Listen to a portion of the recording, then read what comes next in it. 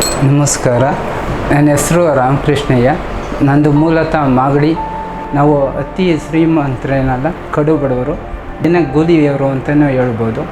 ನಮ್ಮ ಮಿಸಸ್ನ ಕುಣಿಗಲ್ಗೆ ಚೆಕಪ್ಗೆ ಅಂತ ಕರ್ಕೊಂಬಂದು ಸಿಜರಿಂಗ್ ಮಾಡಿ ಮಗನ ತೆಗಿಲೇಬೇಕು ಅಂತ ಹೇಳಿದ್ರು. ಸಿಜರಿಂಗ್ ಮಾಡಿ ಮಗ ತೆಗೆದೇ ಹೋದರೆ ತಾಯಿ ಮಗುಗೆ ಇಬ್ಬರಿಗೂ ತೊಂದರೆ ಆಗುತ್ತೆ ಅಂತಲೂ ಹೇಳಿದ್ರು. ನಮ್ಮ ವಿಧಿಯಲ್ಲೇ ಸಿಜರಿಂಗ್ ಮಾಡಿ ಮಗ ತೆಗಿಸ್ತು. ಮಗುಗೆ ಉಸಿರಾಟದ ತೊಂದರೆ ಇದೆ ಅಂತ ಹೇಳಿದ್ರು. ನಮಗೆ ದಾರಿ ಕಾಣದೇ ಇದ್ದಾಗ ಡಾಕ್ಟ್ರನ್ನ ನಾವು ಸಹಾಯ ಕೇಳ್ದು. ಅಡ್ಮಿಟ್ ಮಾಡಾದ್ಮೇಲೆ ಒಂದು ದಿನ ಆದಮೇಲೆ ನ್ಯಾಟ್ ಫೌಂಡೇಶನ್ ಕಡೆಯಿಂದ ನಮಗೆ ಸಹಾಯ ಮಾಡಿಸ್ತೀವಿ ಅಂತ ಹೇಳಿದ್ರು. ಅದೇ ಉಸಿರಾಟದ ತೊಂದರೆ ಕಮ್ಮಿ ಆಯಿತು. ಕಮ್ಮಿ ಆದಮೇಲೆ ಮಗುವಿಗೆ ಲೆಟ್ರಿಂಗ್ ಮಾಡೋವಂಥ ಜಾಗ ಬಂದಾಗಿತ್ತು. ಅದಕ್ಕೆ ಆಪ್ರೇಷನ್ ಮಾಡಬೇಕು ಅಂದರು. ನಾವು ತುಂಬ ಬಡವರು, ಅಷ್ಟೊಂದು ದುಡ್ಡನ್ನ ನಮಗೆ ಒದಗಿಸೋಕ್ಕೆ ನಮ್ಮ ಕೈಯಲ್ಲಿ ಸಾಧ್ಯ ಆಗ್ತಿರಲಿಲ್ಲ.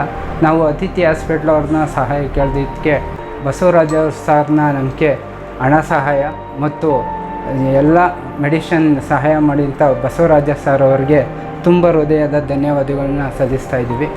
ಇಲ್ಲಿ ಅತಿಥಿ ಹಾಸ್ಪಿಟ್ಲಲ್ಲಿ ಸ್ಟಾಫ್ಸ್ ಆಗಿರ್ಬೋದು, ಡಾಕ್ಟರ್ಸ್ ಆಗಿರ್ಬೋದು, ಪ್ರತಿಯೊಬ್ಬರು ಕೂಡ ಚೆನ್ನಾಗಿ ನಮ್ಮ ಮಗುನ ನೋಡಿಕೊಂಡ್ರು. ಅತಿಥಿ ಹಾಸ್ಪಿಟ್ಲಿಗೂ ಮತ್ತು ಬಸಪ್ಪ ಸಾರ್ಗೂ ನ್ಯಾಟ್ ಫೌಂಡೇಶನ್ ಕಂಪ್ನಿಗೂ ಕೂಡ ನನ್ನ ತುಂಬ ಹೃದಯದ ಧನ್ಯವಾದಗಳನ್ನ ಅರ್ಪಿಸ್ತಾ ಇದ್ವಿ.